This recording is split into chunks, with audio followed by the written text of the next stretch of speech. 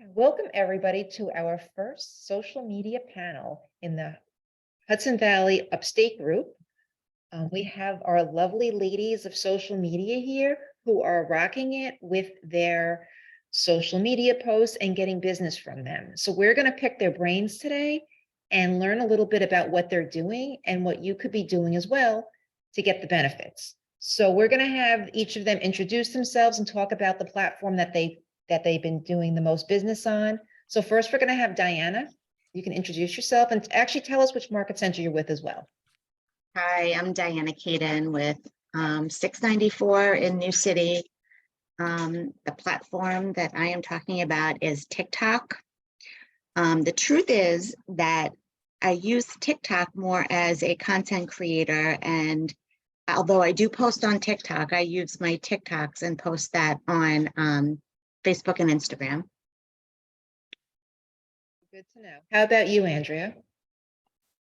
Hi, so I'm Andrea. I'm going to be talking about Facebook. That's where I get the majority of my leads. So I'll give you some tips on how I do that. I am at Hudson Valley North in Kingston. So we'll get started soon. And Christine. Yes, hi. Thanks for having me today. I'm Christine out of the New City Market Center 694. Been at Keller 4 years. The platform I'm using the most is Instagram. And I'm going to talk about that today, and also, how many times a week I'm posting in general and things like that. So happy to be here. Well, since you mentioned it, Christine, that's actually our first question. So we're going to start with you on this one. How many times per week are you posting on social media? I thought about this. I think if I added up, I'm posting probably 5 times a day. So it does add up. Probably I'm doing at least 20 to 30 posts a week.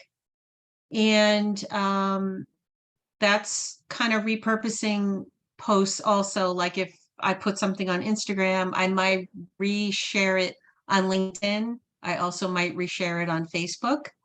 If I put something on Facebook that is appropriate for LinkedIn, I will definitely bring it over and put it on there too.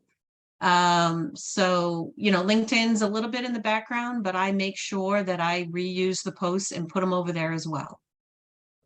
Great. Andrea? Yeah, so pretty much like she's talking about, you cross it across the platforms. Facebook is pretty much where I start off at, but Facebook and Instagram, I kind of run them together. Facebook, I do have a little bit more of engaging because of just like the status posts and things like that. So I'll do that. I would say on average, I'm posting about 10 times a week. So, but with stories, it's about 50. I'm giving you about 10 stories a day, honestly. So the stories is where I'm giving the most engagement. As far as like pictures and things like that, I'll give you like a picture or a reel at least once a week. So I try to do a variety of posting when I post, but overall it's about 10 to 20 posts. Great, thank you. Diana? I try to post once a day, a post on Instagram, cross-market it on Facebook. I try to do a story every day, and LinkedIn a couple times a week. So I'm sorry. So yeah, probably, 12 times a week. So it sounds like you ladies are putting a lot of effort into posting. It's not just once or twice a week. It's really a lot of thought is going into this. Right. Yeah. Dedicated time. I also recycle my posts. Like I have an album that I keep on my phone, and it's all for real estate posts, and I do recycle them and reuse them. I mean, I try not to recycle them too often, but I do rotate them and reuse them. Yes. That makes sense. I guess with real estate too, there's only so many topics, right? So you kind of want to keep bringing them up. And I seem to get the most engagement, believe it or not, with jokes. Humor is where I get the most engagement. Interesting. Yeah, they Because- said that you should be real, right? Even like if you make a mistake, because people like that. It makes you human. It makes you likable, right? Yeah. Funny. Absolutely. People like to see your personality. So that's a big part of it. You have to show who you are. I have to tell you, Andrea, before I even met you, I saw your social media posts and I just thought you were adorable. Like I loved your posts and I didn't even know you yet. So your Thank you. personality definitely shines through. Thank Um, you. Yeah, that's a big factor for me, how I connect with people. I try to just be as authentic as possible. I like that. Next question, we'll start with Diana this time. How much of your content is personal versus business? I would say, I mean, I know we're supposed to do the 80-20, but I probably do it the other way around. I probably do 80% business and 20% personal. But some of the personal, do have like a real estate theme, like the humor. Got it. I mean, And- my dogs get a lot of engagement. People with pets and babies, right? Yes. How about you, Andrea? I know you post your daughter as well. Yeah, definitely. I can touch on that. Pets and kids, that's a big part of, everybody's life. So they love to see that from us. For me, it's about 50-50 because I do like to give a lot of business content. Like people come to my page, I feel like to get the business side, but where it becomes personal is I'm doing it from a personal point of view. So I think that's where they come to my page to see that. You get to see it from my side and my point of view. And you, Christine, what's your balance with personal and business? Yeah, although I know about the 80-20 rule, I feel like I'm probably leaning 70% personal and 30% business. I am getting a lot higher hits with humor, or it could even be recipes. So with my page, what I've learned on Instagram is that you need 4 to 5 pillars of your core content that you're going to be doing. So it could be pet, food, real estate, it could be yoga, could be open houses. I'm also mixing in posts from Ashore Abstract. We're getting Sure. those nice pre-built things from Ashore, and I make sure I post them across LinkedIn, Instagram, and Facebook. And it also can very easily be a Facebook story, those posts that Kristen are sending out. So I do about 5 to 10 stories a day. But they also sit really well on Instagram too, just as a regular post. So Interesting. Got somebody coming in. What are you doing to increase engagement on your posts as far as, getting people to like them and comment on them? Is there anything that you're doing to try and increase that? So we'll start with Andrea on this one. The answer is actually in the question. So I engage to get engagement. I'm liking, I'm commenting, I'm reaching out, I'm answering everything, I'm sharing posts, I'm popping up in your notifications. I'm gonna be there, you're gonna see my name, and then 5 or 10 minutes later, you're gonna get the flood from me. You're gonna start getting my posts. You're gonna see me, on your time, you're gonna see me there, and then you're gonna see my post. So that's how I boost my post. If it's something like an event or something that I'm hosting, an open house or something like that, I'll pay to boost it. You will. Okay, good to know. Like a listing, if I put a listing or something on Marketplace, I'll $2 to $5 though. I don't go crazy. $2 to $5 just to boost it to the top. Sometimes they'll give you a free boost just based on your engagement. yeah. So I utilize all those things just to get it back up to the top. But the main thing for me is just engagement itself. I reach out first before I do anything. So if somebody comments, you'll comment back. Oh, absolutely. I'll comment back. I'll just scroll down and just, hey, this is so cool. Oh, I love that. That's great. I'll like it. I'll go through everybody's story and give a comment, give a reaction. I'll share a post. This looks so cool. This was a great picture. And I'll just do that for about 5 or 10 minutes before I post. That makes sense. That's great. Okay, Diana? To get more engagement, I've created polls. Oh, that's good too. Yeah. Some of the reels that I do, when I'm talking, and I do struggle a little bit with that when I do a reel where I'm just talking, but the ones where I'm just talking, I get like the most engagement too. You know, people do comment, and I see that those probably get the most engagement. They get shared through Facebook. Instagram will tell you about that. And a lot of the reels that I'm using do come back to TikTok. You know, I might make it on TikTok because it's easier for me than to create the reels on Instagram. I think it's a little complicated, but I'll make the reel on TikTok and then share it through Facebook and Instagram. Great. So Rita just arrived. Rita, just so you know, we're working on the question of what are they doing to increase their engagement on their posts. So we're going to hear from Christine next, and then we're going to bring Rita back in as our moderator. Go, you. Christine. So yeah, so some of the important stuff that people could do is, like Andrea said, definitely comment on posts of people that, you know, are engaging with you. It's good to use at least 5 words. It can't be kind of like a drive-by comment. It has to be a decent amount of words. So apparently that matters. So yeah, 5 words minimum. And then I also make sure that I'm geotagging on Instagram and saying where I am. And I don't always put my hometown. I'm rotating between Monroe, Harriman, and Orange County because it's going to help kind of blast out to different places and people. The other thing is I'm making a huge effort to tag more and tag people on every single post, so that not only it helps me, but it helps them. So when I'm doing an event, I might tag some of the vendors on either side of me, or if you're promoting like a workshop or something, you can make sure that you tag the city that the workshop's going to be in, not the city of your office or your house. So just think of that in the back of your mind, to geotag as much as you can, and probably like tag the photos of important people, because that brings in their sphere into your post. I agree with the geotagging. Yeah.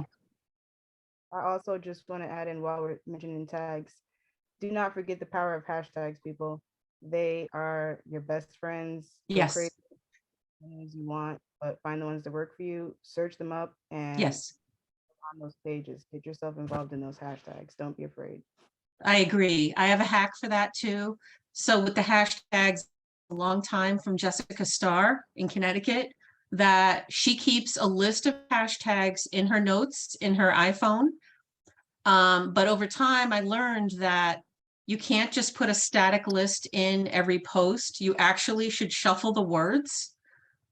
So I have my static list, but I also put in like a couple of different hashtags at the top and maybe 2 at the bottom, or vice versa, just so that it kind of looks different. And what was the other thing? Shuffle the list. You don't copy and paste them, do you? I've tried that and I don't think they come out right. Yeah, I do copy and paste, and I know the max I think is 30. Is that right? I'm not sure. Copy and paste, for me, it's like automatic. So, you know, the basic ones are pretty much saved in the memory. Yep. They pop up, and then I hashtag based on the post itself. Right. Yes. Yeah, me too. So I'll do that, and I'll add those in. But if it's a certain place, I'll hashtag it up. I go crazy with the hashtags. Yes, yes. So I think your max in one, when you submit your tags, I think you can only go up to 30. And if you go higher than that, it says too many hashtags. Yeah, I'm generally capping. Yeah. But it's good to save a list and then change it up a little. Like if it was a recipe, you could put, oh, this is banana bread or whatever, or home cooked or home baked, or, you know, because that all is part of your personality. Like if you're a baker, great. If you like doing barbecue, then you can definitely post that. Or if you do meal prep, you should post on that. Like every Sunday when I'm doing meal prep, I'll make sure I take a picture or 2 and just put it on. And people definitely are watching. I love that. So, sorry for being tardy. Turns out 4-month-olds take a lot of time and energy to keep alive and functioning. Okay, so what I'm hearing is a well-structured post should have probably some compelling video or picture, right, as the actual post. And then you want to geotag, so you want to put in a location where you are so people can find you that way. And then you want to use hashtags in addition to that to increase your reach. Are any of you guys also tagging accounts? I know that sometimes what I'm seeing a lot of people do on some social media is tagging the local businesses, maybe around where a house is. That's another way that you can cross promote with local businesses. Is that something that you three are also doing? Yes. That's I great. do it if I'm there. If I'm in a restaurant that's local, I'll tag the restaurant, but I haven't done it in a house, but that's a good idea. Awesome. Cool. So what, and we can start with Andrea. So what would you say, using all the things you've shared so far, what would you say has been your most viral post that you've put out? So my most viral post would be reel, and actually it was like they were mentioning earlier, like a joke reel. It was just, literally like say it can't be done, watch me do it, and it was like a person riding a teeny tiny bike. But that alone got about 15,000 views. It got shared about 100 times. It got saved over 50 times, and that was just free, just a reel that went out, and it went across both platforms, obviously, but it was a big hit for months and months. I was still getting notifications on that. I was still getting engagement on that. So that's something that I do from time to time just to get the engagement. And on average now I'll get about 10,000 views. So That's Wow. great. Do you recycle those posts? Did you recycle that one? never. No. I put it up in my stories sometimes, like a haha, and same thing. You'll get like 300 views. You get a couple of messages back because all I do is just tag my info right on the bottom. Hey, call me. So that works. But I'll recycle the process. Like I'll take another video that's the same thing. You just copy and paste just with a different video. I love that. That's cool. Diana, what's your most viral post you've put out? I don't think I've had nearly that much as engagement, but it's usually the reels when I'm talking, and those are the ones that I struggle the most with. But just, talking about the market, talking about, putting in offers, speaking about that, doing a reel, those are the ones that get the most engagement. That and just like, a humorous post. Funny. Okay, so we have Yeah. two humorous. Okay, yep, Yeah. I can see that. Christine, what about you? What's your best performing post? So on Instagram, I'm noticing that it's definitely usually the reels.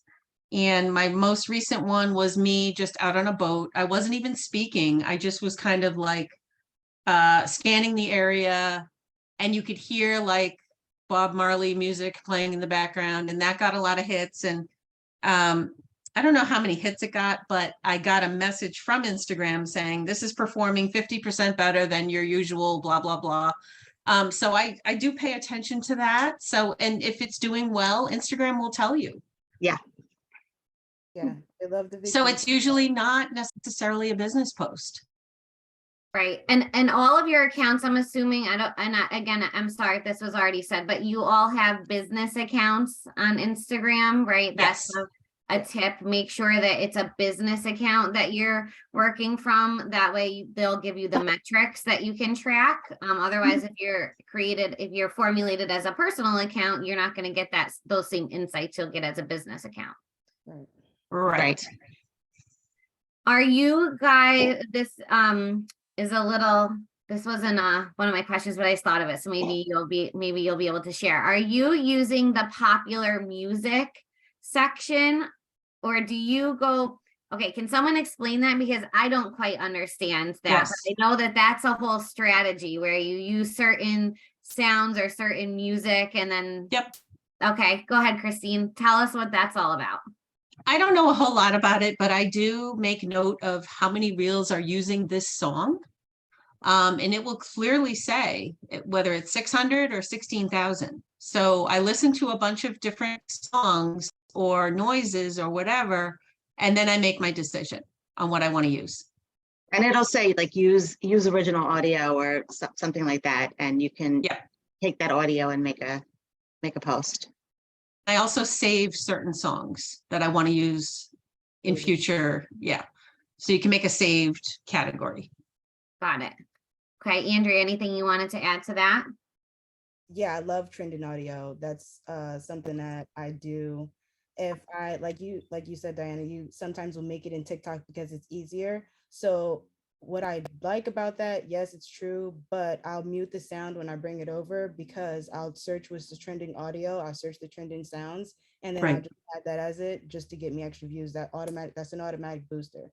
Every day, every week, you just check that out before you post, and it's an automatic boost. Even if there's like a funny haha sound that I see going around, I'll make a video just sometimes to use it just because it's trending right now. It's going to get me extra eyes.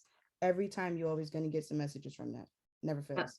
I love that. So you're making the video in TikTok because it's easier to make, but you're adding the sound overlay in Instagram or Facebook, Andrea. Is Yep. that okay? And then that way it's formulated the way that those platforms want for their algorithm because you're using the audio off of their platform versus audio from a recording.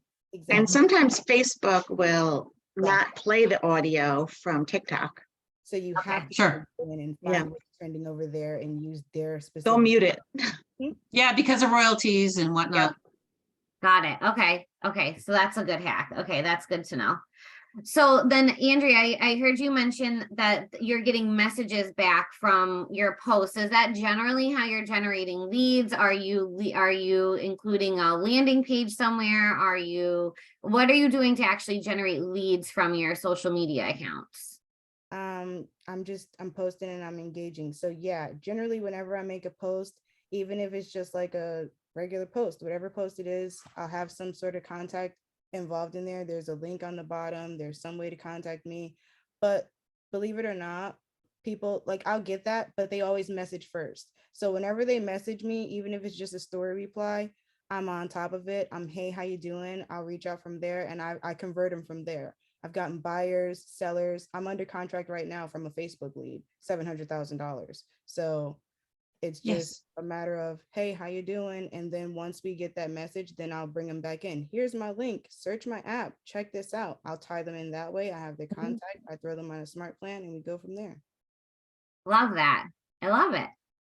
Diana, anything you wanted to add to that, or Christine? There's something that I could add. It's a different topic.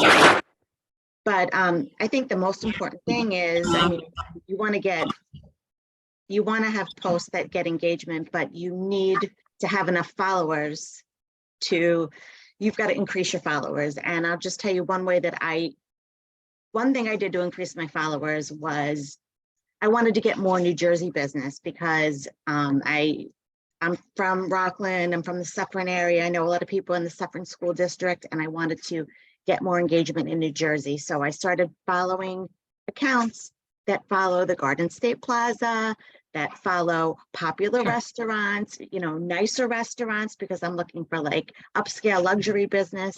So I follow all of the high-end restaurants and all the people that follow those accounts. I start following them, and a good portion will start following you back. So I would just follow, click, click, click, click, click, follow anybody that's engaged with the local business. I love that. That's a great tip. Christine, anything else you'd like to piggyback off? Yeah, I love that. You can do the same thing with just your colleagues, like, just look at what they're looking at and also look at your sphere and past clients and see who they're following. There's no harm in, the following it's great. I mean, you learn so much, and you might come across, a winery or this or that, and all those little things make you an area expert. You might be uncovering places that and turn into a post to like, hey, did you know this weekend they're having blueberry picking, or things like that. There's so much up here in Orange County that I like following different farms, wineries, and all that kind of stuff to get people engaged on how cool it is up here and what's going on this weekend and that. So you can tie that in too. That's great. It reminds people that you're local, right? It's a way to show up as a local business owner in the area that knows the area, knows what's going on, right? Yeah. Especially, I think for people, you touched on it exactly, Christine, for people coming from out of the area, they're looking to get a sense of what is the vibe if I'm gonna go live in Kerhonkson or New Yep. City or Monroe, right? They want to know the vibe of it. And so if you're sharing some of the local accounts, that's helpful because it will start to help them relationally, you know, see what else is going on in the area, and you can highlight different things that way. That's great. I love that. One trend that I've seen a lot of people do lately, and I actually did it when I was promoting this class, and then I got a couple people that messaged me. From my understanding, Instagram doesn't want you to link externally out. They've changed their algorithm a little bit, and if you're including external links to lead somebody off of their site, they're showing your page last, because Instagram and all of these social media platforms, their ultimate goal is to get you on the platform for as Yeah. long as possible so that they can serve up a lot of ads to you, because that's how they make their revenue, right? So if you're constantly linking and sending people to other websites, that's taking away ads that they can show to you. So now what I'm seeing a lot of influencers do is, instead of posting the link, they'll say, direct message me like some term. So for this class, I said social media, direct message me social media, and I'll send you the link. And I had a couple people respond. And so it's a double whammy. One, you're not taking people away from the platform. And two, it looks like people are messaging you off of your post, which then says to Instagram, oh, this is a good post that people are interacting with and even like messaging people about. So this must be somebody that people want to see and interact with and engage with. So let me show their post a little bit more. So I don't know if that's something you guys have noticed as well. I the past couple of weeks, anybody that I follow that's more of an influencer has kind of shifted their postings to be in that format. I like that. So you might have covered this. So if you did, just tell me and we can move on. But what third-party apps are you using to create content? Andrea, we'll start with you again. For me, I'm mostly just using Canva. I know everybody's all like, oh, you got to use AI and blah, blah. I haven't really gotten into it. I'm still an old-fashioned kind of girl and just make my own captions and whatnot. That is a part of who I am. So it's out there. I've tried it, but it just doesn't feel authentic to me. I'd rather just make my own versus editing it. So for me, it's just going to be like Canva and things like that as far as just making the content. Love that. Diana, what are any third-party apps or websites that you're using? Besides Command, Ah, I use Command, but also I really like Poster My Wall. I think Poster My Wall is very user friendly. They have lots of videos and stuff that you can use. And I also like to use Canva as well. And I would say Poster My Wall is my favorite, but I do use a little bit of AI. There's a new one, Microsoft Designer. And even if you write a caption to your to your post, it will rewrite it for you. And it usually does sound a little better. Those robots can write better than me. I don't know. that's great. Christine, any third-party apps or websites you're using to create content? Yeah, so at one point I was using, what was it called? It'll come to me. But I'm using ArtCard, which is a really cool app. It'll take a photo or any photo to a watercolor or like kind of a Van Gogh-ish, turn it into, there's like so many different choices that you can turn, your photo into something else. It's really cool. And I'm using Reminder Media. They have they have some new services as well. So I signed up with them, where they can post hyperlocal stuff for your actual zip code. So I signed up with them for a couple months just to see if I like it. I may or may not need it. So Let us know. ZenTap, that's the name I was trying to remember. ZenTap, I did sign up for about a year. I just discontinued it because On Facebook, it wasn't getting enough likes, and it just didn't feel like me. So I got rid of that. But ZenTap, funny enough, is still sending me all their free webinars and all this kind of stuff, even though I'm not using them anymore. So that was kind of interesting. So Christine, they post for you? They were, and they were like Okay. mini reels, and it was going to my Facebook business page. I don't think they were going to my Instagram, but I just feel like they didn't get enough hits. And if people can tell it's not sounding like you, then it's not getting clicks. Actually, I've got Roomvoo, and it's posting for me automatically on my my LinkedIn. Okay. And some of it is not always like exactly local. It'll be New York City, but I mean, I get engagement from it. So I keep it. I never paid for it. It's for free, and they just keep on posting for me for free. So I let them. Oh, wow. And it's, how do you spell that? Do you want to put it in the chat? ROOMVU, Roomvoo. Oh, No, I mean, if anything, I'll just like schedule a post. If I Yep. don't have anything, I'll just go in my drafts and pull something out of there and schedule that and let it go. Got Oh, it. and list reports too, list reports. Yeah. oh, definitely. Yeah. Yep. I use some of those too. I like the list packs. The list packs are very good. Right. And what is that? Can you tell us what that is? Yes. List packs are, they create a link for. A theme. Yeah. for- Well, they create a link for you for properties in a certain, it could be condos, it could be homes with a pool, it could be the most expensive homes. And you can customize your own reports. Like if you wanted to do, Monroe and Chester, you could do a report of Monroe and Mhm. Chester. And basically you make a post, and if somebody clicks on it, it takes them to all the listings that are in that area. It's a cute little package of list pack. It's Exactly. very cool. You You could can- even say homes with new kitchens, homes that have been renovated, homes that are under 400K, homes that are over 600K. I mean, Exactly, and you it can can be one customize. zip code, it can be 10. Yeah. Yeah.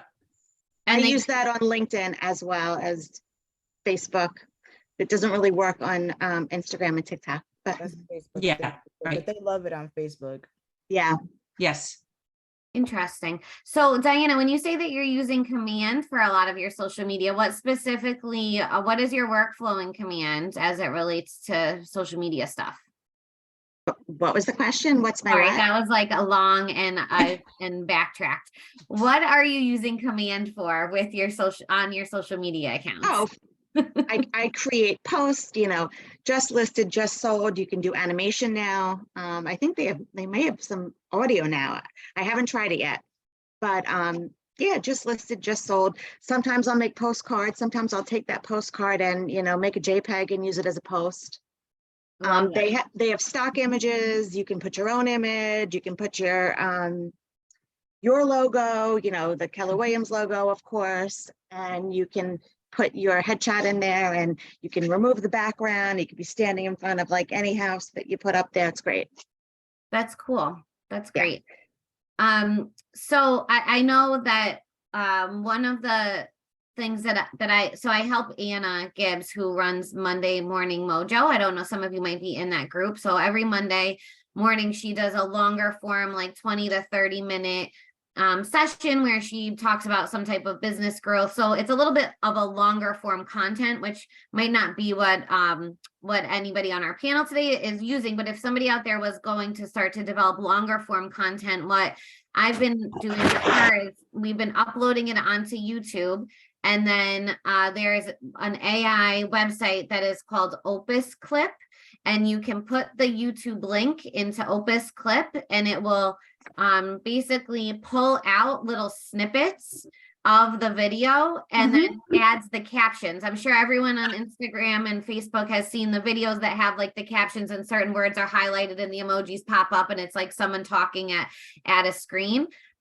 I never knew how to do that. This site will do that for you. You just put the YouTube thing in and then it emails you and says your clips are ready, and you go onto the site and they're little 1-minute snips that you can create. And I've been repurposing some of her content for that purposes. So Is that a pay site or a free site? nope, they give you, it's all free. They give you like 5 hours, I think, for free. So, before Wow. you have to pay. So if if it's a 10-minute thing, you really could do tons and tons of stuff. So her 30-minute videos, they usually send me 10 clips out of it, that I can use to post. So Wow. another thing, if you're thinking of doing long form content that couples well with AI, I've also we'll go into Chat GBT then and say, give me a Facebook post with this YouTube video using emojis, and then it will, populate a whole thing, or write a YouTube video description for me for this video. The program is called Opus Clip, OPUS Clip. Mhm. Another thing, if anybody is interested in doing YouTube videos and like repurposing the content, you can download a Google plugin, and it's AI again, and it will transcribe the video for you. So you can go onto any YouTube video and you have a little button in the corner that you can click. It will open Chat GPT and the whole transcript will populate there. Then once Okay. the transcript has populated, that's then how you can ask Chat GPT to write like a YouTube a YouTube description, a Facebook post, an Instagram reel, like whatever you want, or figure out what hashtags would work for this post. That kind of stuff you can then put into there once they have the transcript from the video. Yeah, the Cool. one, I noticed that in the metrics now, so that's something that they're looking for. They're looking for the longer videos now. I know before it was just like, oh, under 60 seconds standard, but now it's over 60 seconds. Now you get that metric for how many views you're having for people that are staying on past that 1 minute point. So you want to start having the long form videos so that you can get that engagement and start getting that counted as well. So now that's what I'm starting to incorporate, is like longer form again, so that way I can get that engagement. I love that. Do any of you guys do any live videos? Curious. I've gone live once or twice. It's not my thing personally. Yeah, I haven't done live yet. I've done videos of myself, but I don't go live. Do you, Diana? I have, not that often, but I do get engagement, I'm a little have a little stage fright with that, but I mean, you do well. And maybe, with a question and answer session, that might be a good thing to get engagement. Just something I'm thinking about. I know Yes. one of our agents in our Middletown office was going live pretty frequently with another vendor. So she was finding a mortgage broker, a home inspector, an appraiser, somebody. Sometimes it's easier to go live if you have a buddy that's doing it with you, or you can have a conversation with somebody versus just talking to a blank screen. So that's always a good opportunity too, because essentially, if you're doing that with somebody who also has some type of presence online, right? Sure. Now you're double ending the amount of engagement you might get on the post, and you're also solidifying that relationship a little bit deeper with that vendor for some maybe business to business referrals. Yeah. I love that. Yes. And just going back to finding photographs for posts, I put in the chat that you can use unsplash.com. And you might find some more interesting photos there that are stock photos instead of having to pay for them. I use them. Yeah. Love that. Love that. So if you were somebody on this call that has really no social media presence and wants to, in the next 30 days, really like increase their following and get off on the right foot, what would be your number one piece of advice? Christine, I'll start with you. Okay. So yeah, I think that just change your mindset about, if you're at a restaurant, if you're at a winery, if you're ice cream, anything in your day-to-day life can be a post. And so just get more cognizant of taking a quick picture and maybe turning it into a reel or whatever, and make sure you put some hashtags with it and just try to keep doing it. And if that doesn't work, another thing we've learned is to do like 5 comments a day so that you're engaging. You're not just being a drive-by liker.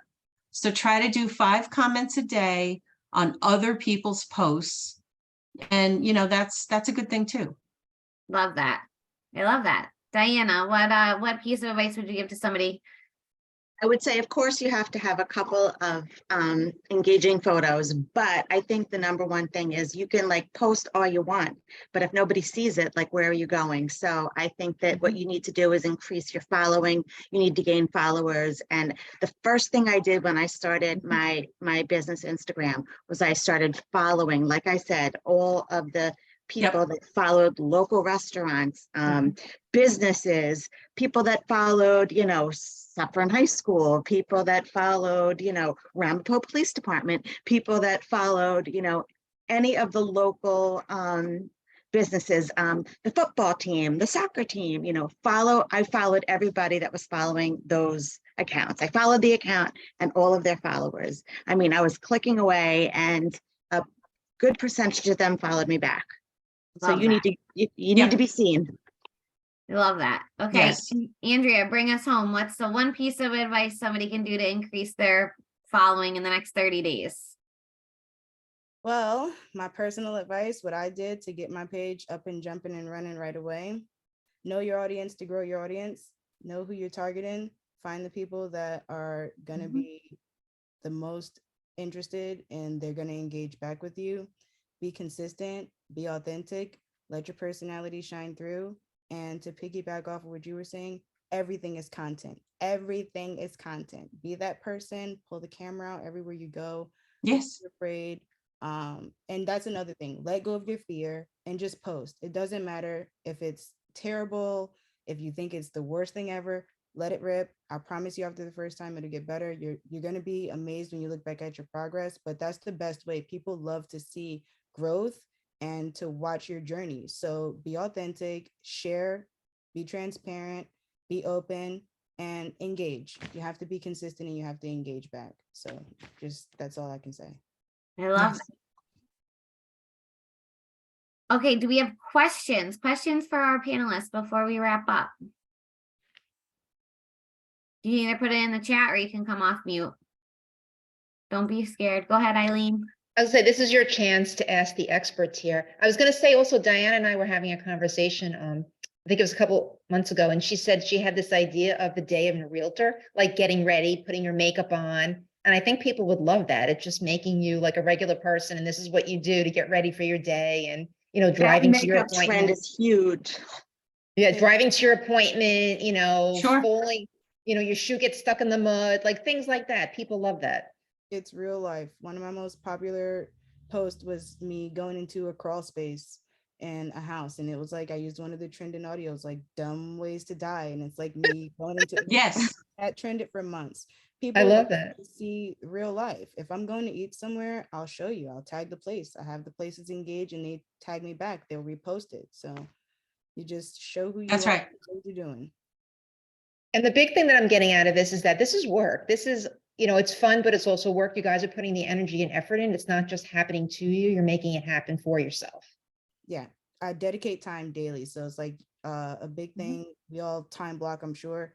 This is a part of my time blocking. I time block just time to engage, to make posts, to edit. It's a lot, but you have to put the time in, 1 or 2 hours a day, and that's all you really need. I love that. Oh, for sure. Yeah, that's another thing. Watch for trending time of day. So if you see that people are clicking more on your posts between like 9 and 11 in the morning, then make sure you're putting stuff up, you know, in the first part of the day. If your crew is more kind of on the phone at night, then, you know, make sure you're posting after 8 or whatever. And it doesn't have to be tons of hours. It can literally be 20 minutes in the morning, 20 minutes at night. Maybe it's a little longer, but it's something you can casually do while you're watching TV or relaxing, and it's not a big deal. But definitely pay attention to the time of day and where you're getting the most likes and what time of day it was. Great. Definitely work your metrics. Good tip. Will you each put your social media handles into the chat so that people can find you and follow you?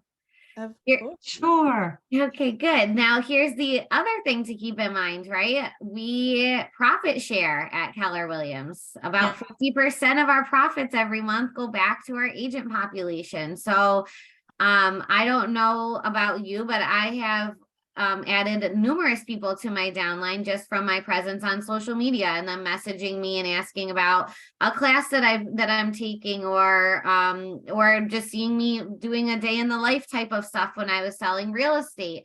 One of our agents in North, one of our big teams in North, messaged me during COVID because I was posting Rosemary's OP updates, and she said, what is that your broker's talking about? My broker isn't telling us anything.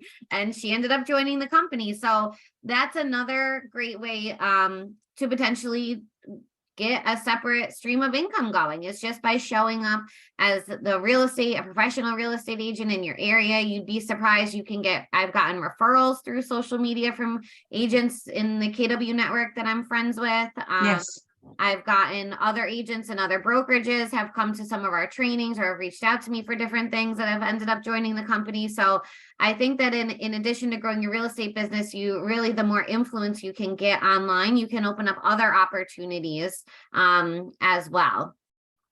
Absolutely. So any final comments or questions? Okay, I learned a lot.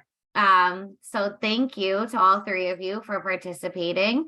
And if you have any questions for them, I'm sure they'd be happy to answer if you wanted to ask them offline.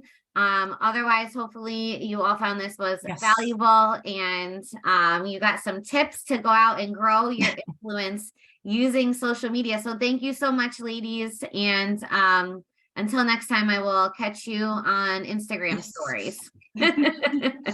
Thank you. Thank you so much. Thank you. Thanks, everybody. This was great. Thank you. Bye.